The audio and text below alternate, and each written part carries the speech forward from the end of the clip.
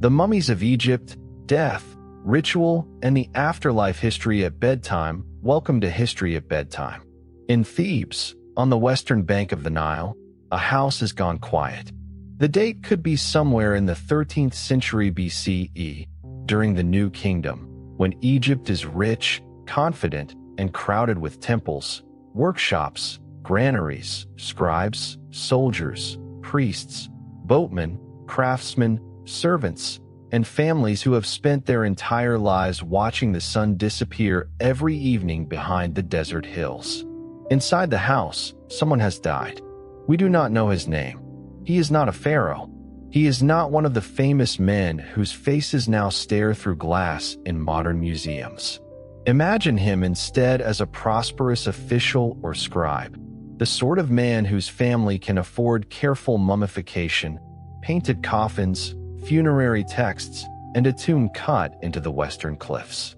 The details of what follows are a reconstruction, assembled from Egyptian texts, tomb scenes, surviving mummies, archaeological evidence, and later ancient descriptions.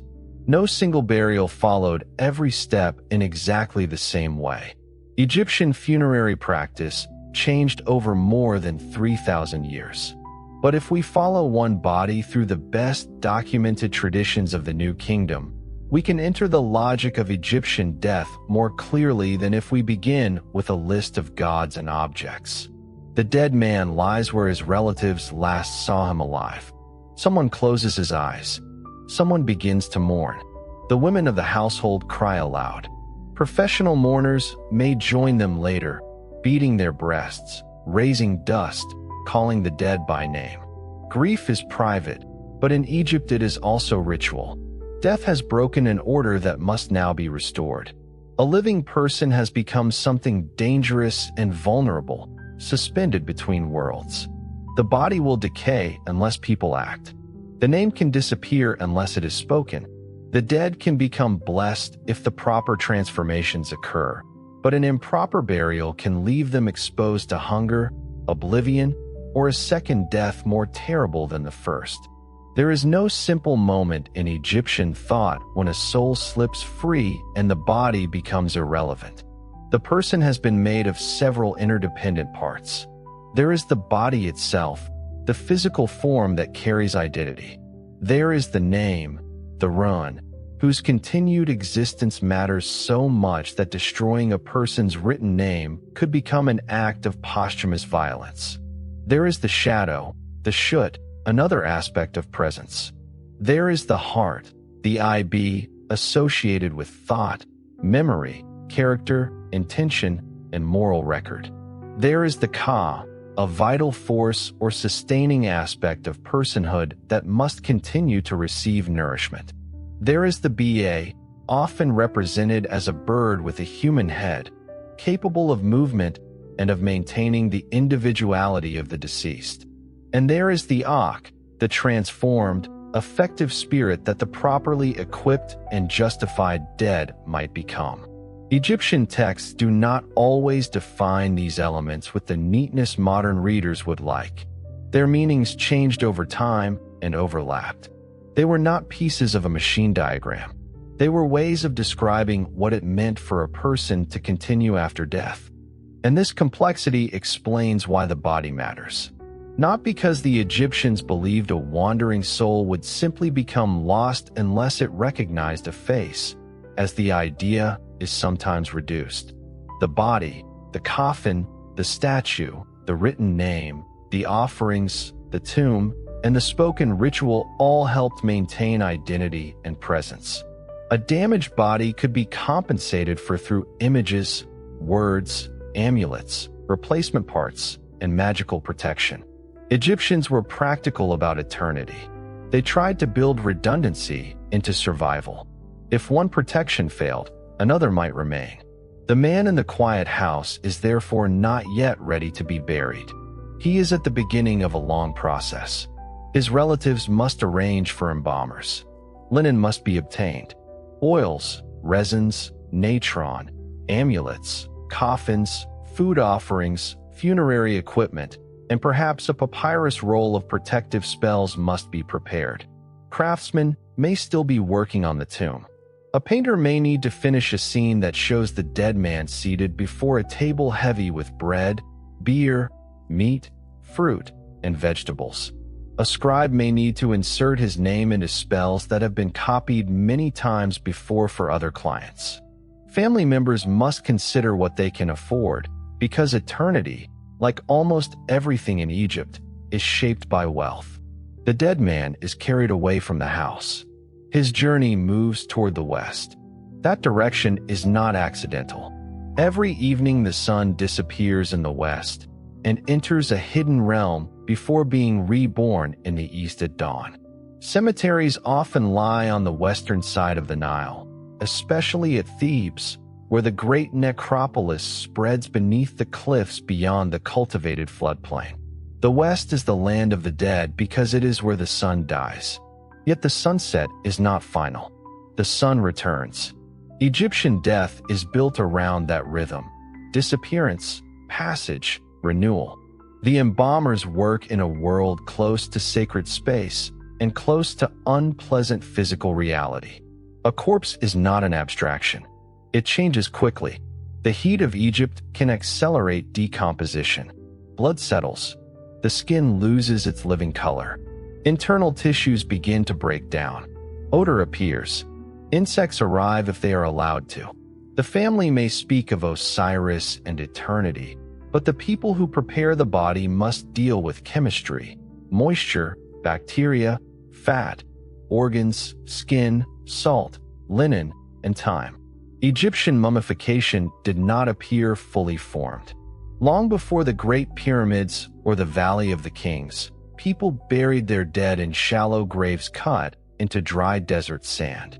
In some of those early burials, heat and aridity drew moisture from the body faster than decomposition could destroy it.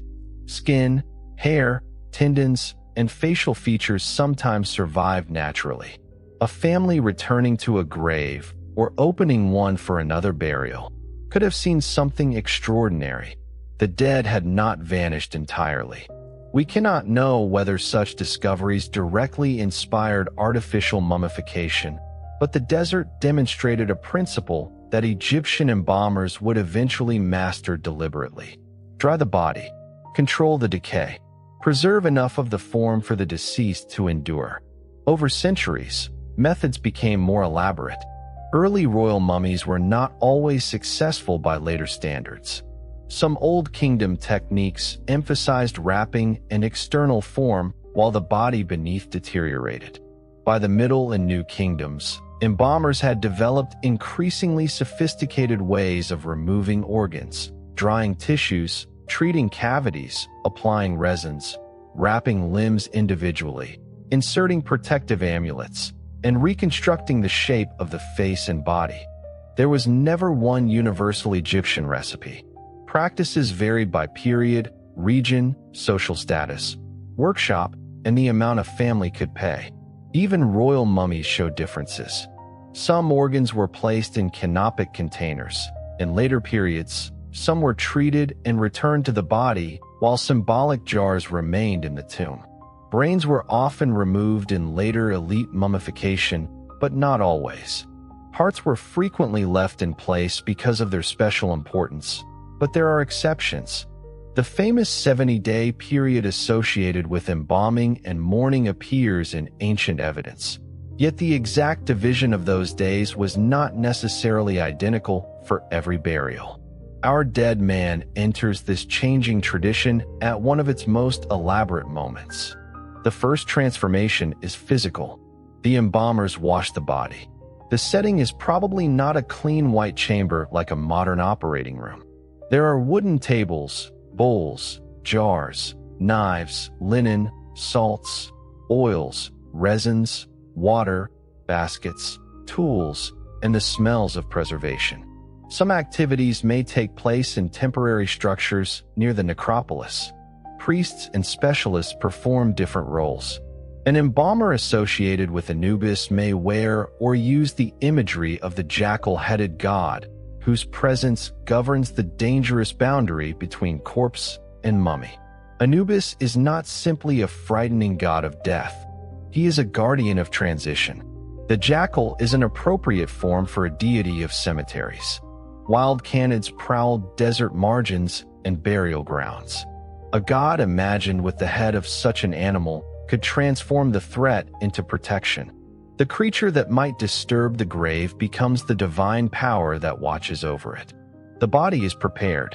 In many elite New Kingdom mummies, an incision is made in the left side of the abdomen. Through it, embalmers remove organs that would decay rapidly: the liver, lungs, stomach, and intestines. These are not simply discarded. They are treated separately, dried and wrapped, and traditionally placed under divine protection. The four sons of Horus become guardians. Imseti, human-headed, protects the liver. Hapi, baboon-headed, protects the lungs. Duamutef, jackal-headed, protects the stomach. Kabasanuf, falcon-headed, protects the intestines. Their familiar heads appear on canopic jars in many periods, although the form and use of those jars changes over time. A canopic chest may hold the containers. Protective goddesses can be associated with them. The organs remain part of the deceased, even when physically separated. The heart is different. Whenever possible, it stays. The Egyptians do not understand the brain as the center of personality in the way modern neuroscience does. The heart is where thought, intention, memory, and moral character are imagined to reside. One day, according to funerary belief, that heart will have to speak for the life it accompanied. It will be weighed. It may testify. So the heart is not something an embalmer casually throws away. The brain, by contrast, can be removed. The famous technique described by Herodotus centuries later involves working through the nostrils with instruments, breaking through thin bone, and extracting brain tissue. Modern examination of mummies confirms transnasal removal in many cases, though the procedure varies and some brains were left in place. The popular image of an embalmer pulling an intact brain through the nose with a hook is misleading. Brain tissue would have been broken up and removed in portions, a difficult and unpleasant process requiring knowledge learned through repeated practice. The men doing this work are not physicians in the modern sense, but their experience gives them an intimate knowledge of the human interior. They know where the organs lie. They know which tissues rot first. They know how a body changes if left damp. They know what salt does to flesh. And they know something modern observers often forget. Preservation does not mean keeping a body looking exactly alive. Mummification transforms. The dead man will become lighter, darker, drier, smaller. His cheeks may sink. His lips may pull back. His skin will tighten. The soft warmth that made his face familiar will disappear. Embalmers may compensate with padding beneath the skin or linen inserted into body cavities. They may shape the nose, fill the cheeks, close the mouth, protect fingernails, bind toes and fingers, place artificial eyes, or use resin and linen to restore contours. The mummy is both the dead body and a crafted image of the person. Then comes the great weapon against decay: natron. Natron is a naturally occurring mixture of sodium salts obtained from dry lake beds and desert deposits. It absorbs water and creates conditions hostile to many of the processes that destroy tissue. In earlier popular retellings, the corpse is sometimes imagined as simply buried beneath a mountain of salt. Modern study suggests a more complicated range of techniques, including packing the body and surrounding it with dry natron. For weeks, moisture leaves the tissues. Imagine the workshop changing as the days pass. At first, relatives may still remember exactly how the dead man's voice sounded that morning before his illness worsened. By the second week, daily life has already begun to reorganize without him. Accounts must be settled. Property must be managed. His widow, children, brothers, or adult sons may negotiate responsibilities. A household cannot stop because one person has died, but work for the burial continues. A carpenter checks a coffin lid. A painter grinds pigment. A scribe copies signs onto papyrus. A stonecutter completes a name. A priest prepares ritual words. A weaver's linen becomes material for eternity. The mummification workshop is only one part of a much larger funerary economy. Egyptian death employs people. Quarry workers cut tomb chambers. Plasterers smooth walls. Draftsmen establish grids. Painters fill scenes with color. Sculptors make statues. Potters produce vessels. Farmers supply grain, onions, dates, wine, beer, cattle, and poultry for offerings. Metalworkers make tools and amulets. Jewelers shape gold and semi-precious stone. Scribes copy spells. Priests are paid to perform rites. Families transfer property to support future offerings. Death is therefore also labor. And because labor costs money, the dream of eternal life looks different at different social levels. A king can command a valley. A noble can commission a decorated tomb. A prosperous artisan might purchase a painted coffin and a modest selection of spells. A poorer farmer may receive a simpler wrapping and a burial with a few useful objects. The poor are not assumed to lack hope. They simply possess fewer material defenses against oblivion. This inequality matters because modern museums can distort the past. Museums are full of gold, fine coffins, papyri, jewelry, statues, and royal bodies precisely because elite burials contained objects durable enough to survive and attractive enough to collect. Most Egyptians did not live surrounded by gold, and most were not buried like Tutankhamun. The civilization of mummies was also a civilization of ordinary graves, reused coffins, modest offerings, family cemeteries, and people whose names disappeared despite everything they hoped.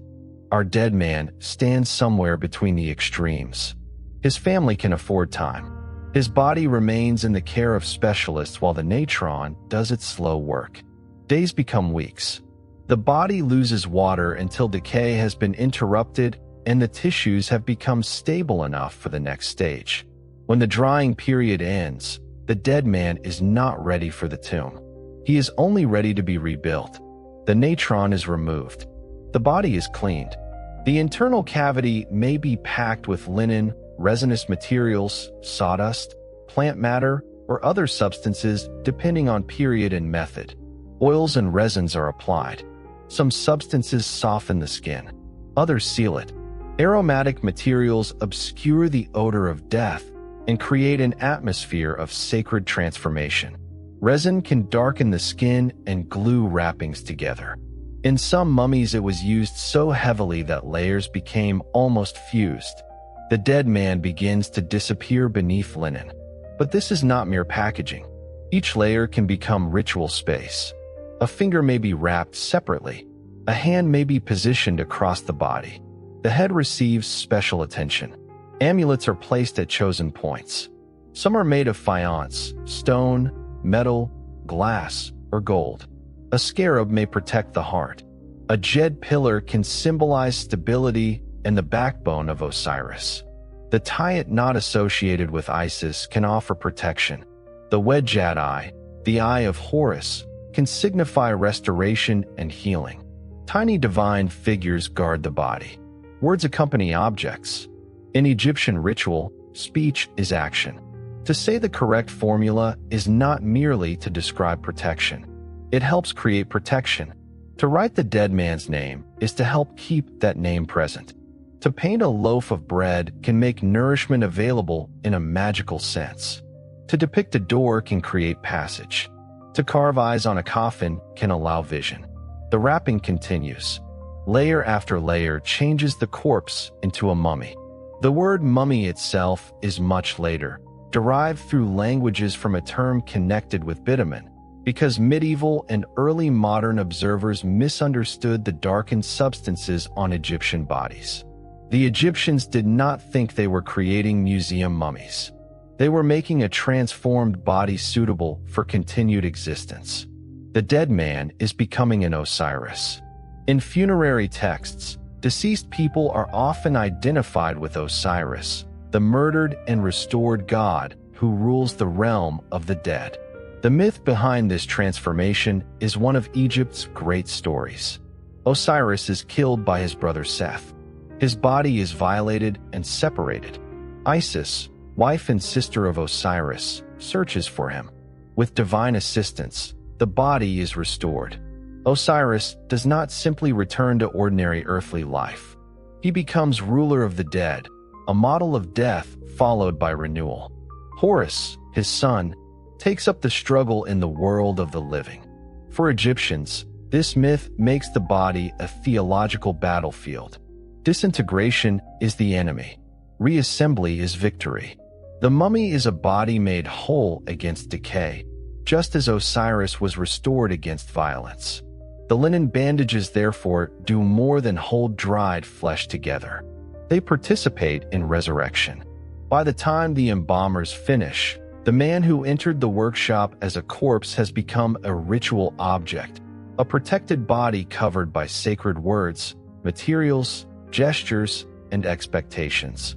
He is not yet in the afterlife, but he has been prepared to attempt it. While the embalmers work, another transformation is taking place in the cliffs. The tomb is becoming a world. If our dead man is buried at Thebes, his family may have chosen a place among the crowded necropolises of the Western Bank, beneath the same mountains that contain the royal Valley of the Kings. The landscape is already ancient even in the 13th century BCE. Tombs cut generations earlier stand beside newer ones. Some are respected, some are reused, some have already been robbed. Paths wind between workmen's settlements, chapels, shafts, courtyards, and desert ridges. The city of the living lies across the river. The city of the dead faces it. This is one of the strange beauties of Thebes. Death is not placed infinitely far away. The dead are across the Nile, visible beneath the western cliffs. Boats move between the two worlds. Families can visit tomb chapels. Priests can bring offerings. Festivals can draw the living into the necropolis. The boundary is serious, but it is crossed. A private tomb of the New Kingdom is not usually designed like the hidden royal tombs deep in the Valley of the Kings. It often combines a place for burial with a place for remembrance. There may be a courtyard, a chapel, a decorated interior, a shaft leading down to burial chambers, and spaces where relatives or priests can continue the offering cult. The decoration tells us what the dead wish to keep. Here the deceased sits at a banquet while guests drink wine and musicians play. There he hunts birds in the marshes. Elsewhere he and his wife stand before gods. Servants bring food. Fields produce grain. Boats cross canals. Cattle are counted. Lotus flowers open. The scenes are idealized, but their ideal is not alien to earthly life.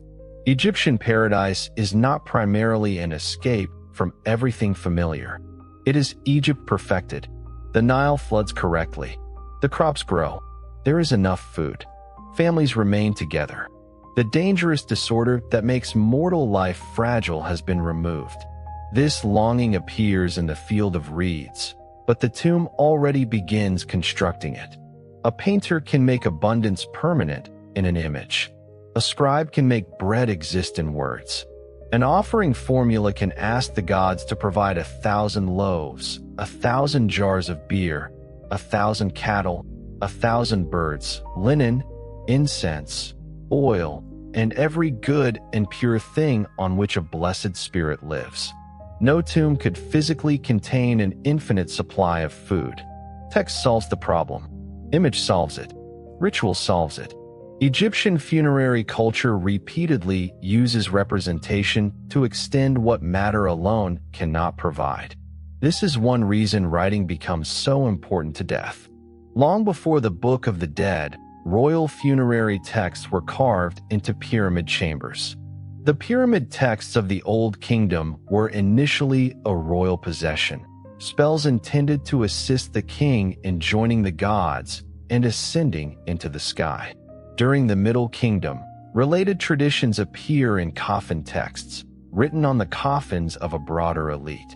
By the New Kingdom, Collections of funerary spells could be written on papyrus and placed with the dead.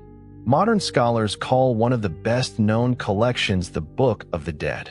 The Egyptians called it by a title more like the Book of Coming Forth by Day. The modern name makes it sound like one fixed sacred book.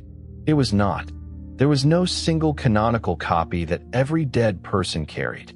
It was a flexible collection of spells, images, declarations, transformations, directions, names, and protective formulas.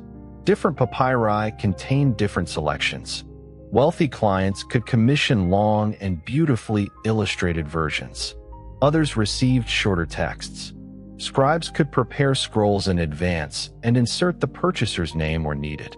There is something almost intimate in that practice. A scribe sits with ink and brush. Before him lies a text copied many times. A blank space waits. Then the name of one mortal person is added. Suddenly, a general spell becomes his spell. The underworld becomes his route. The gods are addressed on his behalf. The text says, in effect, this man, this name, this life is to continue. Our dead man's family may purchase such a papyrus. If they do, it is not meant as a book for evening reading in the modern sense. It is equipment. It gives the dead knowledge they may need when knowledge itself has power. The afterlife is not imagined as a simple doorway through which everyone passes automatically. It can be dangerous. There are gates. There are guardians. There are hostile beings. There are questions. There are regions of darkness. There are divine names that must be known. There are transformations that must be achieved. There are ways to lose one's head, one's heart, one's breath, one's name, or one's capacity to move. Funerary spells answer these dangers one by one.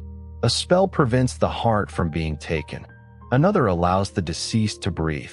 Another protects the body from decay. Another enables transformation into a falcon, a lotus, a heron, or other powerful form. Another helps the dead pass through gates whose keepers demand names.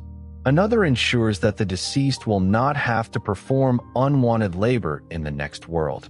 The Book of the Dead is therefore less like a theological essay and more like a survival kit made of language. One spell has become more famous than all the rest. It concerns judgment. But before our dead man can reach that hall, his family must finish his preparations in the world of the living. The coffin is painted. Its human shape gives the body another body. Eyes can be painted where the dead may look outward. The face is idealized, not necessarily as a forensic portrait, but as an eternal image of wholeness. Gods spread wings across surfaces. Hieroglyphs name the owner. Protective formulas surround him. If money permits, one coffin may fit inside another. Royal burials can multiply layers dramatically. Mummy, coffin, another coffin, sarcophagus, shrines, burial chamber. Each boundary adds protection. Each surface offers another place for images and words. Gold is especially powerful because it resists corrosion and shines like the flesh of the gods in Egyptian imagination. But gold is not required for every meaningful burial. Wood painted brightly can create a sacred body. Cartonnage made from linen or papyrus and plaster can form a mask or casing. Stone can carry a name. Clay can hold an offering. Eternity is materially unequal, but its symbols are adaptable. The family also prepares Shabtus. These small figures are sometimes described simply as servants for the afterlife, but their history is more interesting. Before those figures are placed in the tomb, they pass through hands that belong entirely to the world of the living. A craftsman shapes the small body. Another paints details. A scribe may add a short formula. The figure is tiny compared with a coffin or a tomb wall, yet it carries the same ambition. If labor is demanded in the next world, someone else will answer. Nearby, other craftsmen are solving different problems of eternity. A painter works by lamplight on a wall where the dead man and his wife sit before an offering table. The colors are mixed from mineral and earth pigments. Red and yellow ochres, carbon black, White, blue, and green compounds become flesh, clothing, water, plants, jewelry, hieroglyphs, and divine bodies. The painter is not trying to reproduce a single instant exactly as the eye would see it. Egyptian art organizes reality according to rules that make things legible and complete. A face appears in profile while the eye is shown frontally. Shoulders face us while legs turn sideways. Important people are larger than servants.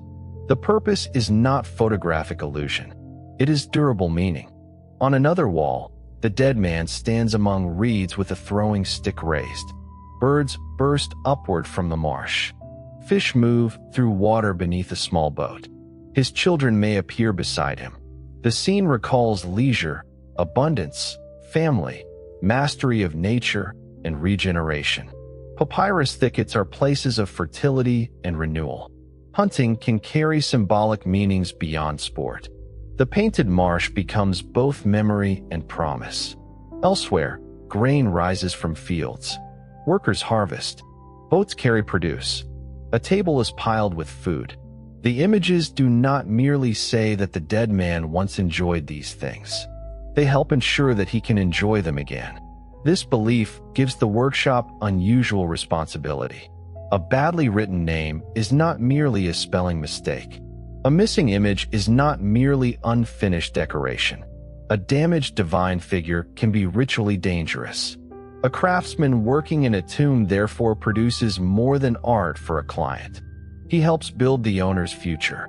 At Deir el-Medina, the community of royal tomb workers on the Theban West Bank, surviving ostraca and papyri reveal how human these specialists were. They missed work because they were sick, because they were brewing beer, because they were caring for relatives, because they had been bitten by scorpions, or because they had household matters to resolve. They argued, borrowed, complained, joked, went to court, and worried about rations. The hands that painted eternity belonged to people with ordinary schedules. This contrast is easy to lose when we look at finished tombs. A modern visitor enters a chamber and sees perfection. The ancient process contained delays, mistakes, negotiations, unfinished surfaces, changes of plan. A king could die before his tomb was complete. A private family could run short of money. A coffin might be bought secondhand and altered for a new owner. Funerary equipment could be inherited or reused. Even eternity had deadlines. Our dead man's family may have begun preparing his tomb while he was still alive. Prosperous Egyptians could plan for death years in advance, just as rulers commissioned royal tombs during their reigns. A tomb was not necessarily a sudden purchase made after death. It could be a lifelong project, expanding as money and status allowed. Perhaps the dead man once visited the work. Perhaps he approved an image. Perhaps he chose which titles should appear. Perhaps he argued about the price of a coffin. Now he cannot correct anything. His family must decide for him. That shift gives the final weeks a different emotional weight. The tomb is both something he planned and something he will never inspect again as a living man. A son may look at the painted face and think it is too young. A widow may see herself depicted beside her husband as if neither of them can age. A scribe writes titles that summarize a career in a few lines. The human life, with all its contradictions, becomes orderly. Egyptian tomb art does not preserve every bad day.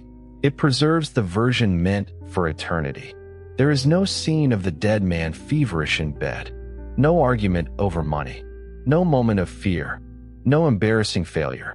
The tomb is selective memory made permanent. And this too is familiar. Families in every age choose which photographs to frame, which stories to repeat, which qualities to emphasize at a funeral.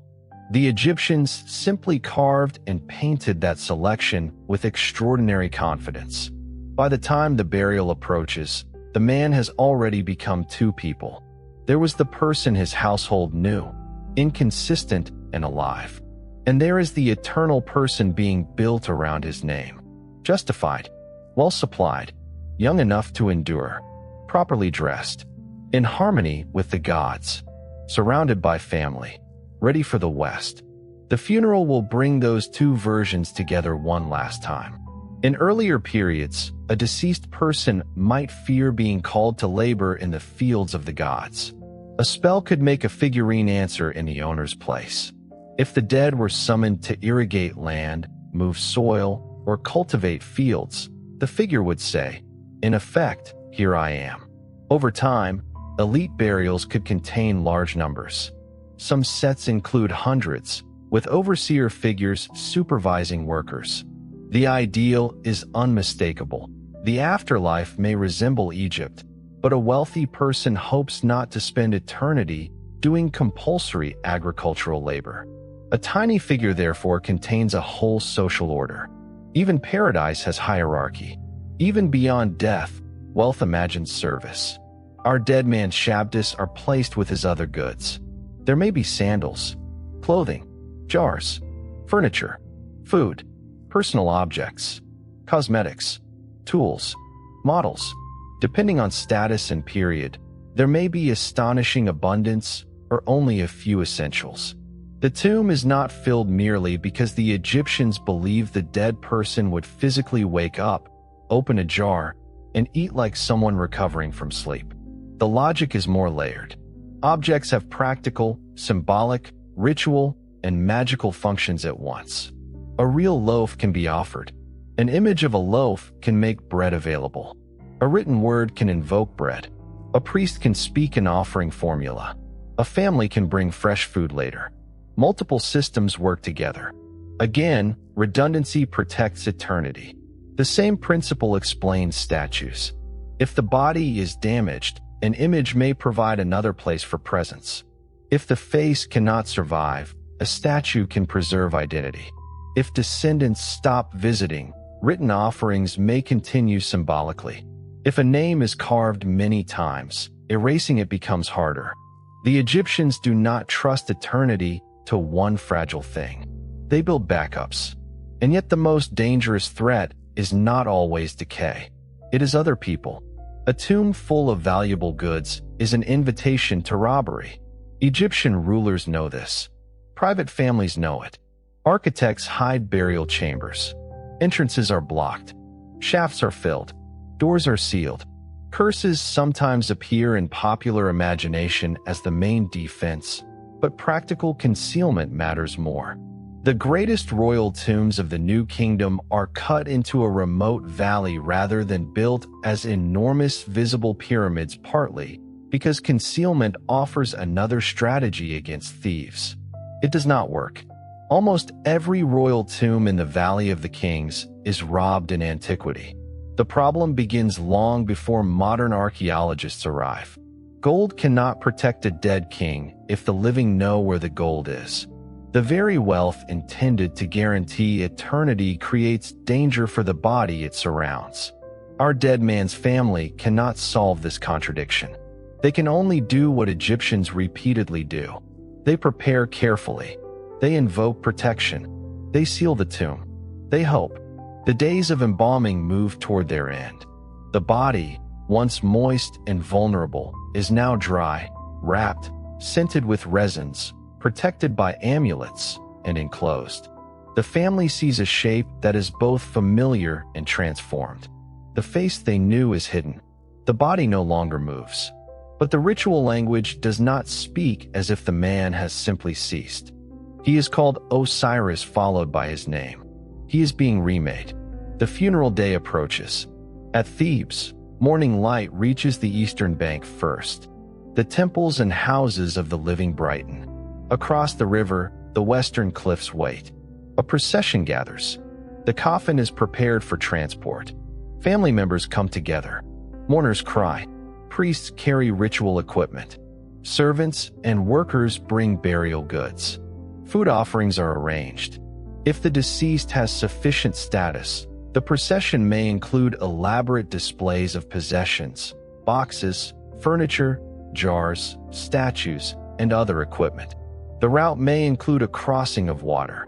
The Nile has always been Egypt's great connector, But in funerary symbolism, a westward crossing can become more than transportation. The dead moves with the sun, toward the place of sunset, toward Osiris, toward a tomb that has been prepared as a permanent address. The procession is not silent. Grief is heard, prayers are spoken, names are repeated.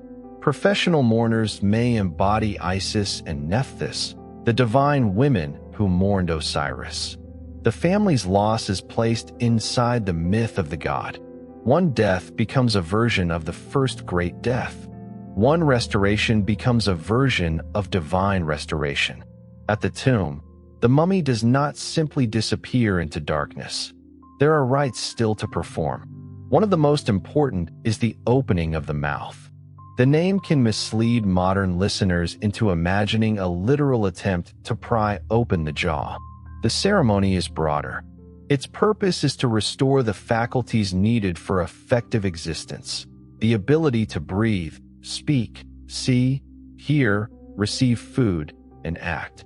Ritual instruments touch the mummy or statue. Priests perform gestures. Words awaken senses. The dead body has been preserved. Now it must be activated. This is a profound reversal. During embalming, the body is made still enough to survive. During the opening of the mouth, ritual makes that still body capable again. The mummy cannot physically breathe, but in the religious reality of the ceremony, breath becomes available. The mummy cannot physically eat, but offerings can nourish the deceased. The eyes cannot see, yet painted eyes, statues, spirit, and ritual restore sight. Death is answered not by denying that the body has stopped functioning, but by rebuilding function in another mode. The coffin is brought toward the tomb. Imagine the family looking into the opening. Beyond it lies darkness. The chambers have been painted for this moment. Everything inside has been waiting for someone who, until recently, was still alive. A chair has waited. A bowl has waited. A shabdi has waited. A written name has waited. A painted table covered with food has waited. Now the owner arrives. The burial chamber receives the coffin. Canopic equipment is placed. Funerary objects are arranged. Papyrus may be positioned near the body. The last practical decisions are made. Someone checks a lid. Someone moves a jar. Someone realizes there will be no reason to open the chamber again if everything goes as hoped. That is the strange cruelty of successful burial. The family has spent weeks creating a perfect place for the dead. Then they must leave him inside it. The coffin is closed. The sarcophagus, if there is one, is sealed. The chamber is shut. The route to it may be blocked. Workers withdraw. Priests finish the rites.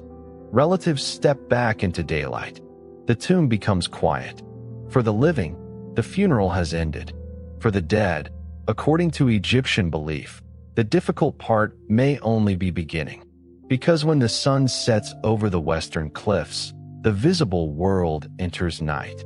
And somewhere beyond the tomb wall lies the duat. The duat is difficult to translate because it is not simply hell, not simply heaven, and not simply a geographical underworld beneath the earth. It is a hidden realm through which the sun itself travels during the hours of darkness. Every evening, the solar god enters the western horizon. Every night, danger gathers around him. Every dawn, he emerges renewed in the east. The dead hope to participate in that cycle. The great royal books painted on New Kingdom tomb walls describe the sun's nocturnal journey in extraordinary detail. The Amduat divides the night into hours. The Book of Gates imagines guarded passages. Other texts describe caverns, divine beings, regions of flame, waters, serpents, enemies, transformations, and the mysterious renewal of the solar god. These royal compositions are not identical to the private Book of the Dead, and Egyptian ideas of the afterlife were never one perfectly consistent map.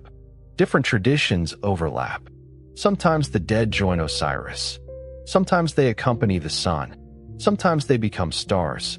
Sometimes they live in a perfected agricultural Egypt. The contradictions did not necessarily trouble Egyptians in the way they trouble modern system builders. Religious images can coexist when each expresses a different truth about renewal. So let us not imagine our dead man walking through a single corridor whose architecture every Egyptian would have drawn the same way. Instead, imagine the first night as Egyptians wanted it understood. The tomb is sealed. Outside, the family returns toward the river. The sky darkens. Inside, the dead begins a journey for which every object, word, image, and ritual has prepared him. The first necessity is movement. Death threatens to make the person passive. The spells answer by giving agency back. The BA can go forth. The deceased can travel. He can breathe air. He can drink water. He can avoid being forced to walk upside down. He can protect his head. He can keep his heart. He can know the names of divine beings who challenge him. Names matter because knowledge matters. In Egyptian magical thought, knowing the true name of a being gives a kind of power in relation to it. Gates and guardians therefore do not merely ask whether the traveler is morally good. They may demand recognition. The dead proves readiness through knowledge. This gives the afterlife an almost bureaucratic quality. There are correct answers, correct names, correct declarations, correct texts. A prepared dead person does not simply hope the gods are kind. He arrives with documentation. That impression can seem amusing, but it reflects a society in which scribes, titles, records, seals, names, and formal statements already structure earthly institutions. Egyptians imagine divine order using tools familiar from human order. And yet the most important judgment is not merely bureaucratic. It is moral. Our dead man approaches the Hall of Two Truths. This scene is one of the most famous images from ancient Egypt because it compresses an entire theory of life into a set of scales. At one side stands the deceased. At the center is a balance. On one pan rests the heart. On the other rests the feather associated with Ma'at. Ma'at is one of the great concepts of Egyptian civilization. It can mean truth, order, justice, rightness, balance, the proper structure of the cosmos, and the proper behavior of human beings within it. The king is supposed to uphold Ma'at against disorder. Judges are supposed to act according to Ma'at. Ordinary people can speak truth, avoid theft, control violence, feed the hungry, respect property, and conduct themselves in ways that participate in this order. The feather is therefore not simply a magical object. It represents the standard by which a life is measured. Anubis attends the scales. Thoth, god of writing and knowledge, records the result. Osiris presides over the realm of the justified dead, and nearby waits Ammit. She is one of the most unforgettable beings in Egyptian religion because she combines animals people had excellent reason to fear: crocodile, lion or large feline, and hippopotamus. She is often called the devourer. If the heart fails, the danger is not endless torture and fire. The danger is annihilation, a second death, the destruction of the possibility of continued existence. This is why the heart matters so much. It is not only an organ, it carries the person's moral record. The deceased therefore faces a terrifying possibility. His own heart might speak against him. A heart scarab can be placed with the mummy bearing words that ask the heart not to oppose its owner in judgment. To a modern reader, this can look like an attempt to cheat the scales. But Egyptian funerary religion is not neatly divided between morality and magic. The same person can be expected to live according to Ma'at and also be equipped with spells to survive judgment. Good conduct matters. Correct ritual matters. Knowledge matters. Divine favor matters. The Egyptians saw no need to reduce salvation to only one of these. The deceased also makes declarations of innocence. The modern phrase negative confession refers to statements in which the dead denies wrongdoing before divine assessors. I have not stolen. I have not killed unjustly. I have not lied in ways that violate order. I have not reduced food measures. I have not taken milk from a child's mouth. I have not mistreated cattle. I have not acted against the gods. The exact lists vary in translation and manuscript, and the 42 declarations are not a modern criminal code. But they reveal something powerful. Egyptian afterlife was not only about whether a body had been preserved beautifully. A badly lived life could not be repaired by linen alone. The person had to be justified. Imagine the heart lowering onto the scale. The feather rests opposite. No family member can enter now and place a hand on the balance. No amount of food in the tomb can change what the heart contains. The dead man stands before a standard larger than his household. This is the moment toward which the entire life has been moving. The scales settle. If the heart is accepted, Thoth records the verdict. The deceased becomes Makeru, true of voice, justified. The phrase appears constantly in funerary inscriptions after names, a compact declaration that the dead person has passed successfully into blessed existence. The devourer does not eat. The path continues. The fear in the story changes. Until this point, Egyptian funerary preparations have been defensive. Protect the body.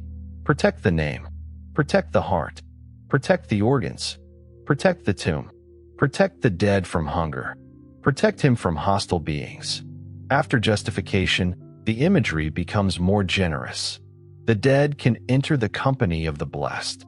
He can receive offerings. He can travel. He can join divine cycles. He can enter the field of reeds. The field of reeds is not paradise in the sense of clouds, harps, and a world wholly unlike earth. It is recognizable. Water channels run through fertile land. Grain grows high.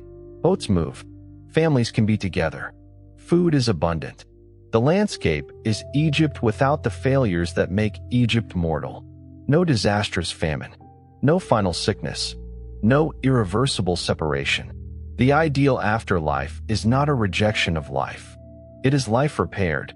This tells us something important about Egyptian civilization. People who truly hate the world tend to imagine paradise elsewhere. The Egyptians imagined their best world as a perfected Nile Valley. The black soil beside water. The green crop. The shade. The table. The family. The cool drink. The ability to wake again. This is not to say every Egyptian spent every day happily anticipating death. Funerary texts sometimes reveal anxiety. Other compositions question easy promises. Banquet songs can urge the living to enjoy the present because tombs and monuments decay. Grief remained grief. Parents did not smile when children died because they believed in eternity. The existence of enormous funerary preparation is evidence not that death was emotionally easy, but that it was important enough to resist with every available technology of religion, art, architecture, and craft. The family of our dead man knows none of what happens after the tomb is sealed. They believe. They hope. They return with offerings.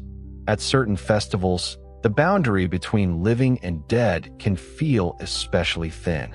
The beautiful festival of the valley at Thebes, for example, brought divine processions from the Eastern Bank temple world toward the Western necropolis.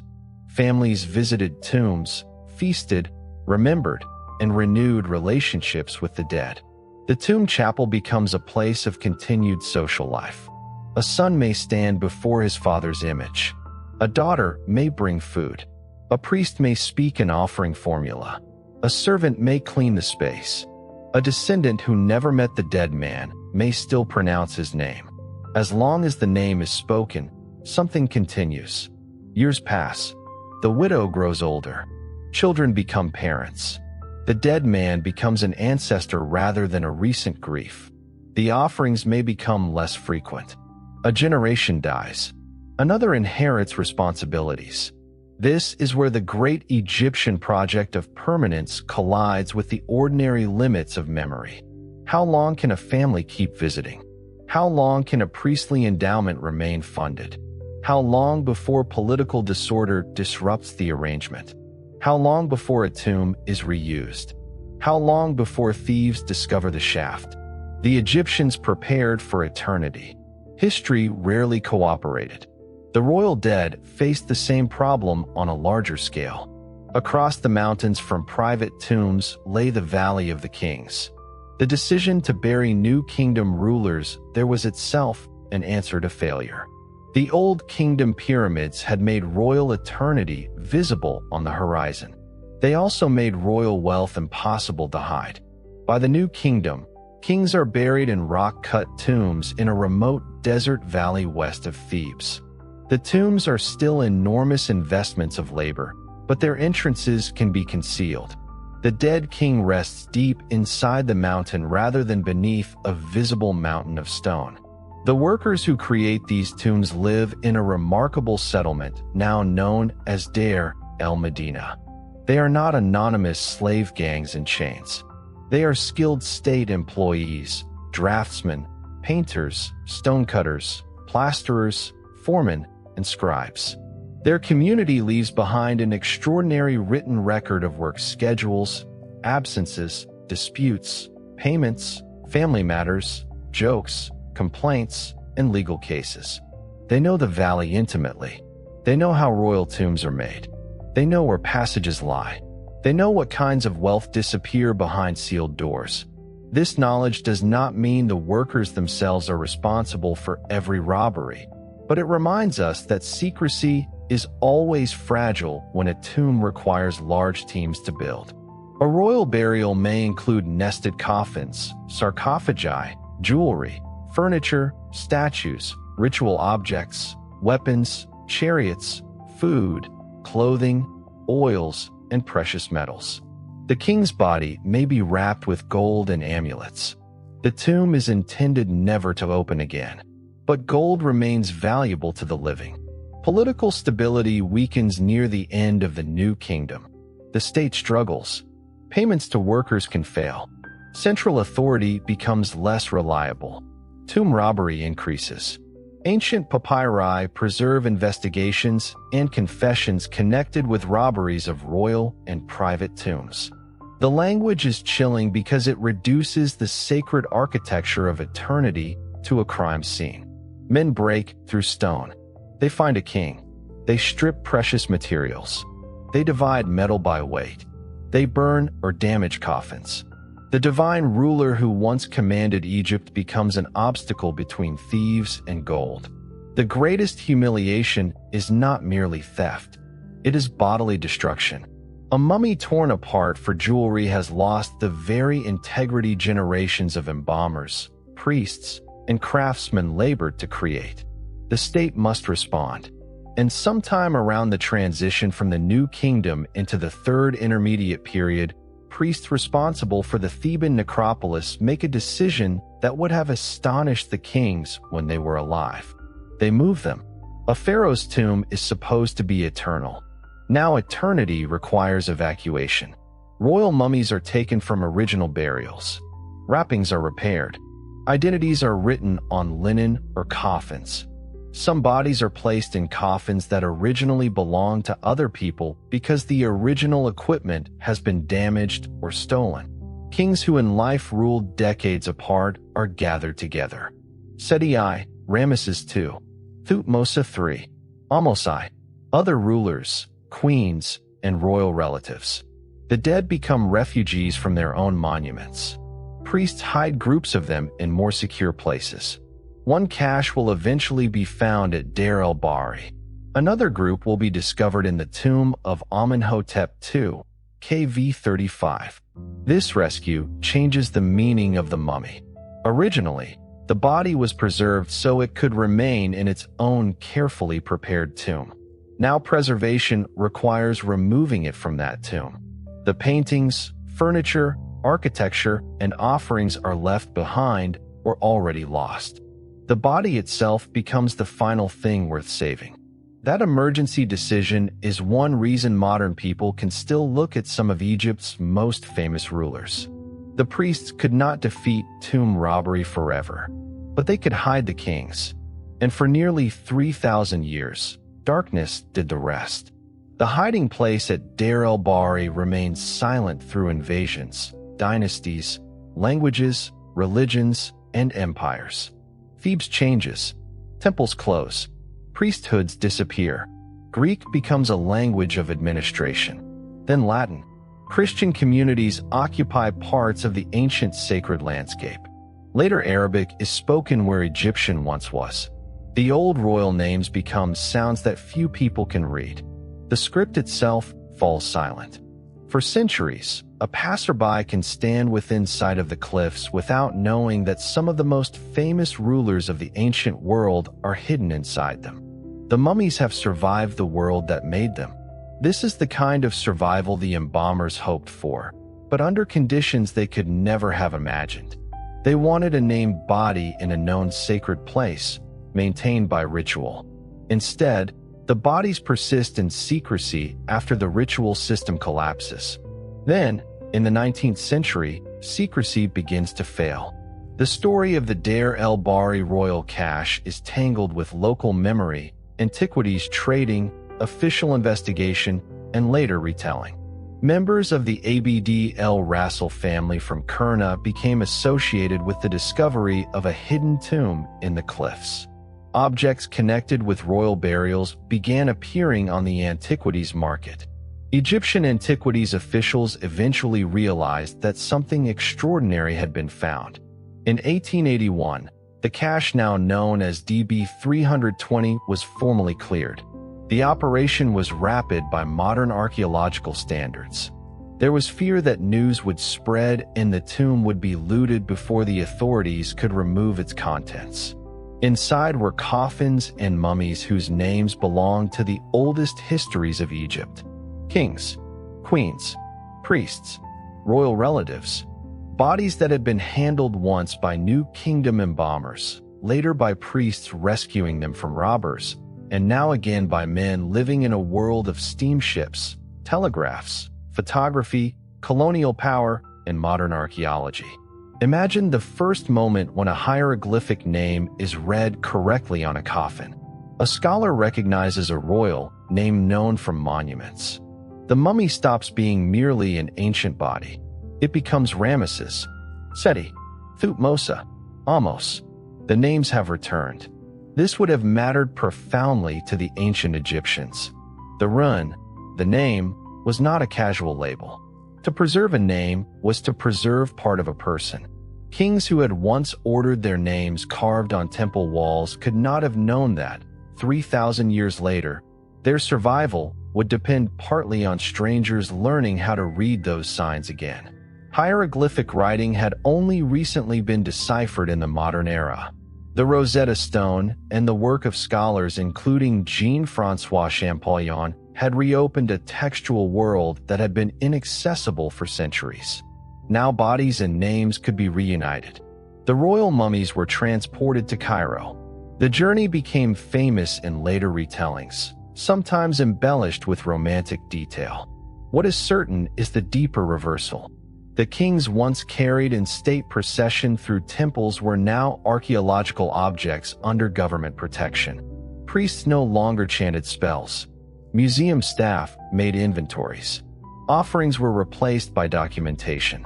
Sacred wrapping became evidence. The dead entered a new institution, the museum. Another royal cache followed. In 1898, Victor Loret discovered the tomb of Amenhotep II, KV 35, in the Valley of the Kings. The king still lay there, but other royal mummies had also been hidden in side chambers by ancient priests.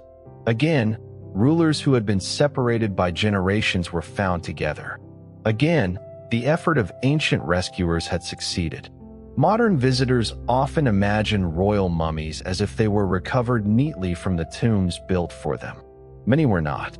The history of their survival is a history of repeated disturbance, burial, robbery, rewrapping, relocation, concealment, discovery, transport, examination, display, storage, re-examination. The mummy is not a body that simply slept untouched for 3,000 years. It is a body with a posthumous biography. That biography can be nearly as dramatic as the life. Consider Ramesses II. He ruled for roughly 67 years in the 13th century BCE, built on an enormous scale, fought the Hittites at Kadesh, filled Egypt with his image, and lived into an age remarkable for his time. His mummy does not present the smooth, ideal face shown on colossal statues. It presents an elderly man. The nose is prominent. The jaw is strong. Hair survives. The body is thin. Medical imaging and physical examination reveal the ordinary consequences of age and disease beneath the extraordinary identity. Dental wear and dental problems. Degenerative changes. The marks of a life lived in a body rather than in stone. That contrast is one of the gifts of mummies. A statue shows how a king wished to be seen. A mummy shows that the king had joints, teeth, skin, pain, age. The body makes power finite. Seti I, father of Ramesses II, offers a different kind of encounter. His mummy has often been admired for the preservation of the face. The features remain distinct enough to create the uncomfortable impression that a person rather than an artifact is lying before us. That discomfort is valuable. It reminds us that mummies are not objects in the same way as statues or jars. They are human remains. The museum may assign a catalog number. The body still once belonged to someone who had a childhood, relationships, hunger, fatigue, fear, and a final day. The ancient Egyptians understood this more directly than modern tourism sometimes does. Their entire funerary system begins from the conviction that the dead remain persons. Modern science approaches from a different direction, but often arrives at the same recognition. A CT scanner passes X-rays through the body. Digital reconstruction reveals bones, teeth, embalming materials, amulets, fractures, wounds, and objects beneath wrappings without requiring the destructive unwrapping common in earlier periods. The dead can be studied while remaining physically enclosed. This would have seemed like magic to a 19th century excavator. It would also have seemed like a strange kind of magic to an Egyptian priest. The mummy is entered without opening. Seqenenretau is one of the most dramatic examples. He ruled in the late 17th dynasty, when Theban rulers were in conflict with the Hyksos who controlled much of northern Egypt. His mummy bears severe injuries to the head. Modern CT study has helped researchers examine the shape and distribution of those wounds and reconstruct possible circumstances of violent death. The exact moment remains debated. Was he killed in battle? Captured and executed? Surprised in violence? The body cannot narrate the event, but it preserves blows. A weapon struck here.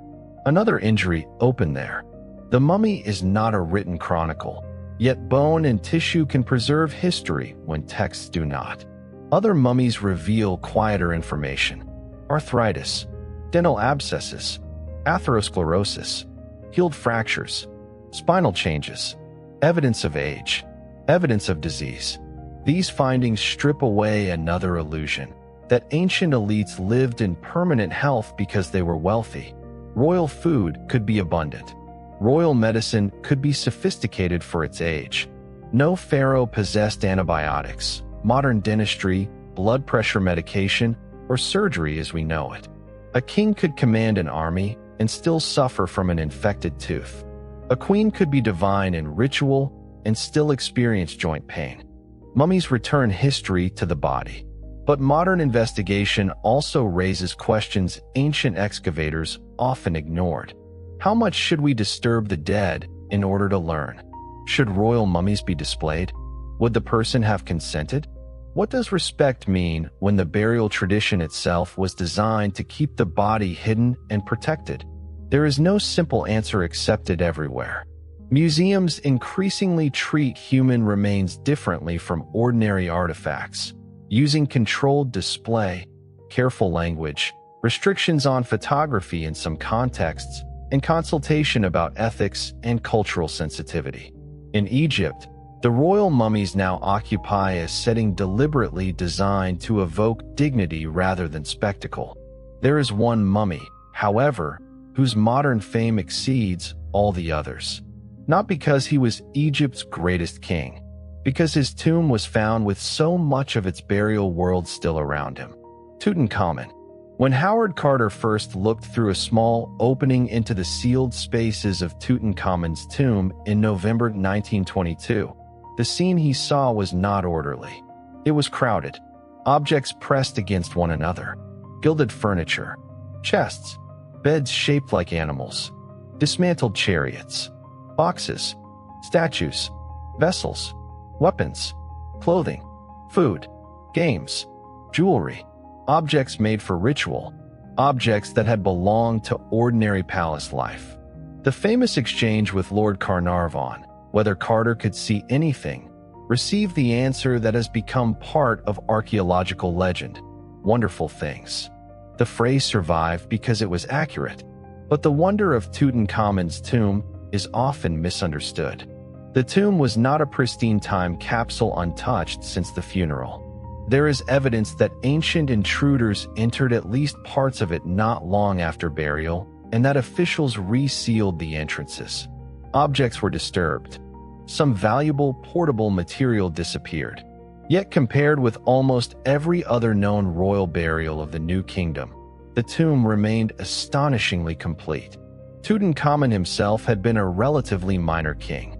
He came to the throne as a child after the upheavals associated with Akhenaten and the Amarna religious experiment.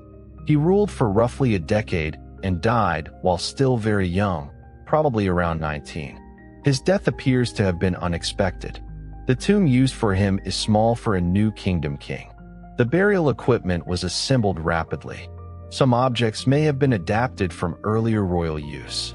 The walls of the burial chamber are less extensive in decoration than those of greater royal tombs. All of this makes the wealth more revealing, not less. If a young king with a short reign could be buried with this much equipment, then the largely robbed tombs of rulers such as Seti I or Ramesses II may once have contained riches on an even greater scale. But we should be careful with another common claim. Tutankhamun's treasure cannot simply be treated as the standard minimum automatically supplied to every pharaoh. Royal burials varied. Political circumstances varied. Tombs were prepared over different lengths of time. Equipment could be reused. Funerary fashions changed. Tutankhamun gives us one extraordinary, unusually preserved example of an 18th dynasty royal burial, not a universal inventory. Still, what survived is enough to make the theology of death material. The king did not enter eternity with one coffin. His mummy lay within multiple layers of protection. An outer stone sarcophagus contained coffins nested within one another. The innermost coffin was made of gold. The mummy itself carried jewelry and amulets. Over the head and shoulders lay the famous funerary mask. Beyond the sarcophagus, great gilded shrines enclosed the burial space like architectural shells. The canopic equipment that protected the internal organs received its own elaborate arrangement. The entire burial chamber functioned as a fortress of sacred material. The mask has become so familiar that it is difficult to see. Its striped Nemes headdress, its polished gold, its dark-rimmed eyes, its inlays, its calm young face, reproduced on posters, souvenirs, documentaries, school books, advertisements, and museum walls. It has become less like an individual object and more like an international symbol for Egypt. But in the tomb, it was not branding. It was funerary technology. Gold had divine associations and remarkable physical durability. The idealized face helped provide the dead king with a perfected image. Texts and symbols offered protection. The mask participated in preserving identity and transforming the deceased into an eternal, divine form. It would be too simple to say it existed only so that the BA could recognize the face. Egyptian ideas of personhood were broader than a visual identification problem. The face mattered, but so did the name, the body, the coffin, the words, the statues, the divine associations, and the total ritual environment. Again, eternity was protected by overlapping systems. The mummy beneath the mask is less visually perfect. Tutankhamun's body suffered during embalming, burial, ancient intrusion, and modern removal from the nested coffins. Resins had hardened. Carter's team had difficulty separating the mummy from the coffin. The techniques used in the 1920s would not be acceptable conservation practice today. This is another uncomfortable part of mummy history. Modern archaeology did not begin with modern standards. Mummies were unwrapped publicly. Bodies were cut. Wrappings were destroyed. Souvenirs were taken. Human remains were handled with a casualness that reflected the assumptions of the period. Earlier still, Egyptian mummies entered European medicine and commerce in ways that now seem grotesque. Powdered mummy was sold for supposed medicinal purposes. Wrapped bodies became collectors' curiosities. Stories of mummy unwrapping parties belong to the culture of 19th century Egyptomania, though popular retellings sometimes exaggerate their frequency. The ancient project had been to preserve the body from violation. The modern fascination with mummies often violated it again. Tutankhamun escaped some of the worst fates simply because archaeology was becoming more systematic when his tomb was found. But even his body was treated as an object to be investigated before questions of consent or dignity occupied much public attention. And then came another phenomenon: the curse.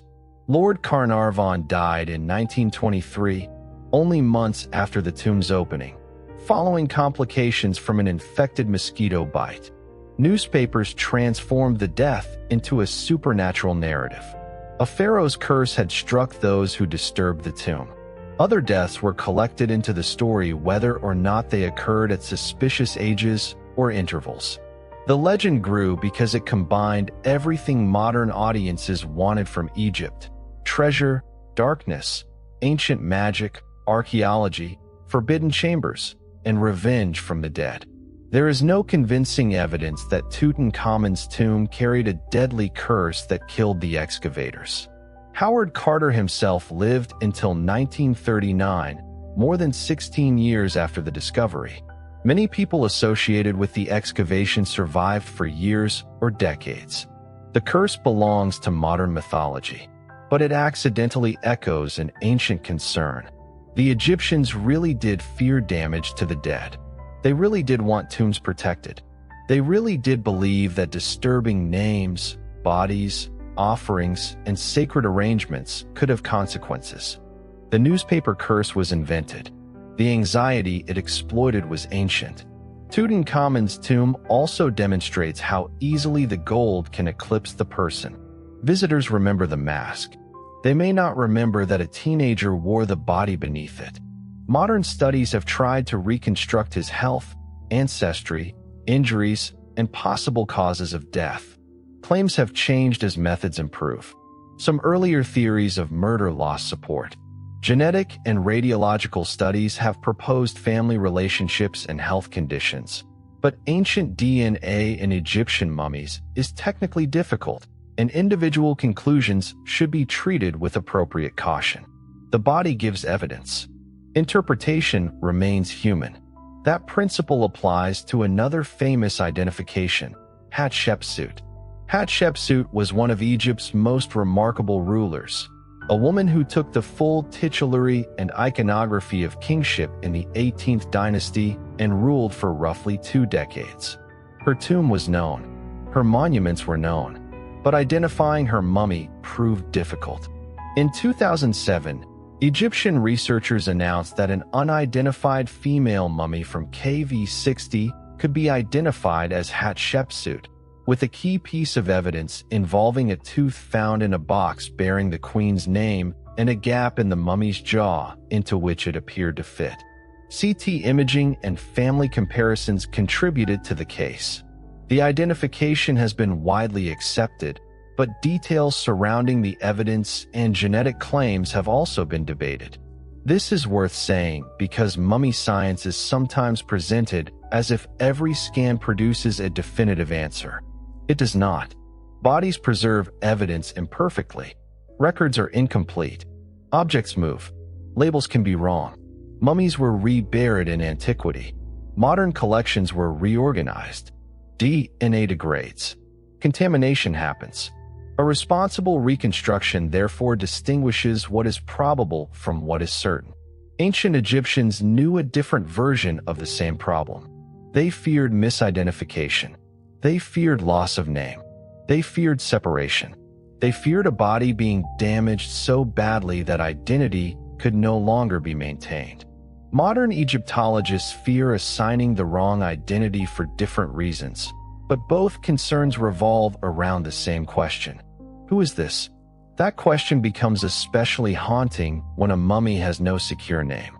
Thousands of Egyptian bodies survive without biographies. A museum label may say simply adult female, unknown man, child, late period, provenance uncertain. The body can preserve hair color, bone structure, dental wear, age range, disease, tattoos, scars, or embalming technique. But the name is gone.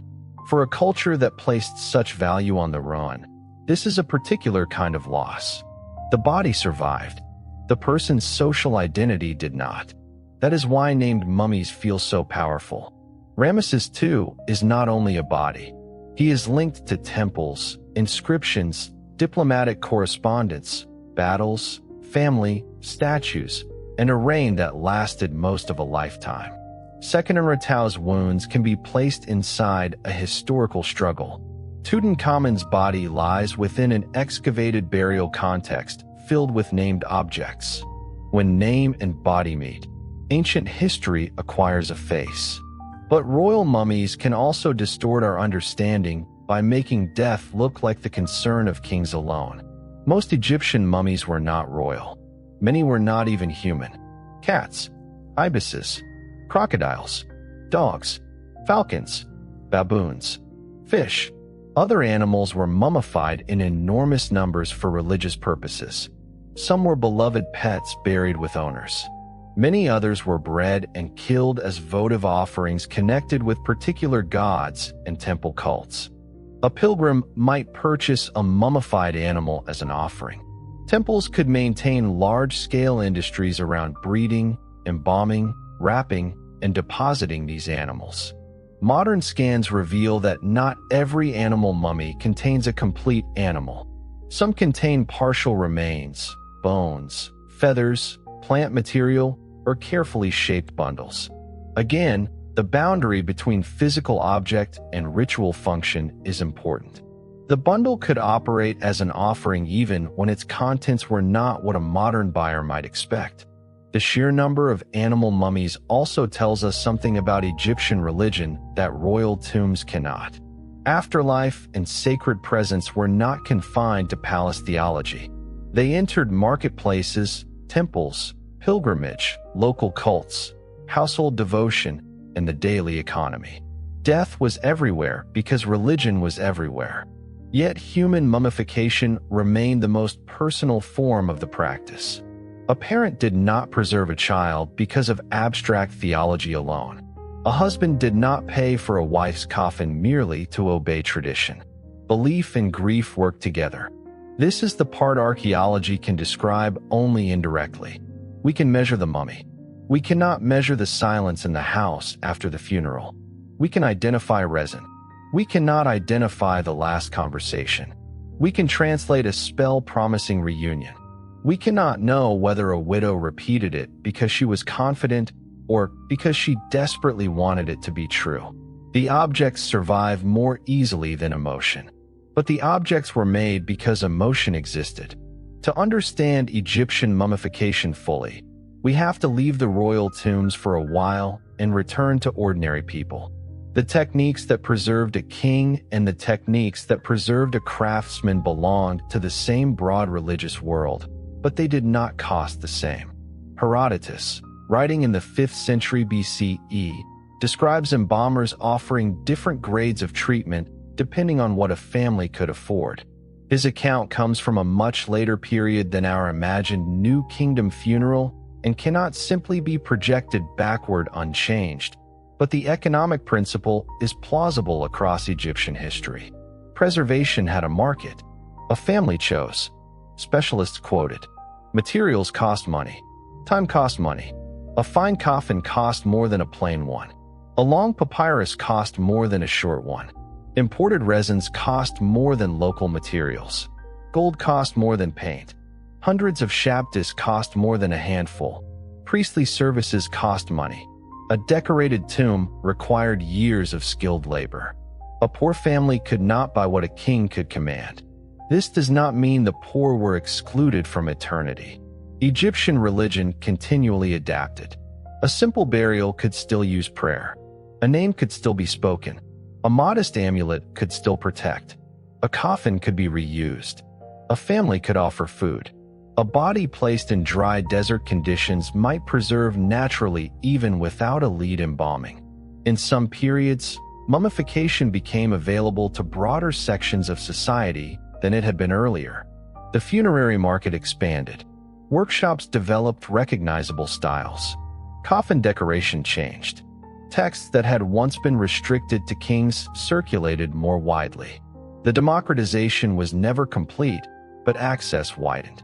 This long history is one reason there is no single Egyptian mummy. A mummy from the Old Kingdom may look different from one of the New Kingdom. A mummy from the 21st dynasty may show extraordinarily elaborate internal packing and cosmetic reconstruction. A Ptolemaic or Roman period mummy may be wrapped into complex geometric patterns. Some Roman period burials combine Egyptian mummification with painted portraits influenced by the artistic world of the Mediterranean. The famous mummy portraits from the Fayum region and elsewhere show faces painted on wooden panels attached to wrapped bodies. They belong to people living under Roman rule in Egypt, many with Greek or Roman names, participating in a cultural environment that mixed traditions. A young man stares outward with dark eyes. A woman wears jewelry fashionable in the Roman Empire. A child's portrait preserves a face with painful immediacy. Beneath the portrait is an Egyptian-style mummified body. This is not evidence that Egyptian religion remained unchanged. It is evidence that funerary traditions could adapt while still carrying older ideas of bodily preservation. Egyptian death was never frozen in the age of pyramids. It evolved. Gods were reinterpreted. Languages changed. Foreign rulers became pharaohs. Greeks settled. Romans governed. Christianity spread. Eventually, large-scale traditional mummification disappeared. But it did not vanish because one morning Egyptians suddenly stopped believing. Religious change is slower and more uneven than that. Communities alter practice generation by generation. Old rituals survive beside new ones. Objects are reused. Words outlive the systems that created them. The final centuries of ancient Egyptian funerary tradition therefore belong to a world of transition. By then, the techniques themselves had changed. Some later mummies contain large amounts of resin. Some are wrapped with elaborate external beauty even when internal preservation is less careful. In certain periods, visual completeness becomes especially important. The mummy can be made into a sacred image through mask, cartonnage, painted surface, and patterned linen. This reminds us that the goal was never simply anatomical preservation. A modern conservator might ask, how much tissue survived? An Egyptian priest might ask, is the deceased ritually whole? Those questions overlap, but they are not identical. A missing organ can be represented. A damaged limb can be replaced symbolically. A lost eye can be supplied with an amulet. A body can be stabilized through image and text. Eternity depends on meaning as well as material. This becomes especially clear when we consider the heart. Popular explanations often state that Egyptian embalmers always left the heart because it would be weighed in judgment. Often they did, but not every mummy retains one. Sometimes it was removed accidentally.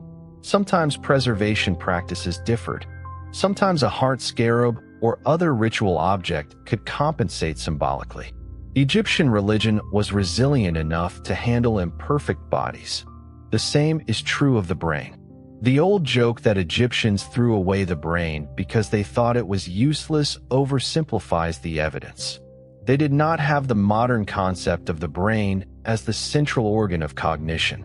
The heart held that role culturally, but embalmers' treatment of the brain varied. Some left it, some removed it through the nose, some used other approaches.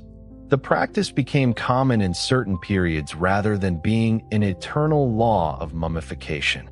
Even the famous canopic jars changed function. In some periods, separately embalmed organs were placed within them. In later periods, organs might be wrapped and returned to the body while jars remained as symbolic elements of the burial. The four sons of Horus continued to protect even when the physical arrangement changed. This flexibility is not inconsistency. It is tradition adapting while preserving meaning. The same happens with funerary texts, the pyramid texts, coffin texts, Book of the Dead, Amjuat, Book of Gates, Books of the Sky. Litany of different compositions answered different needs and belong to different contexts. A royal tomb might contain texts unavailable to an ordinary person.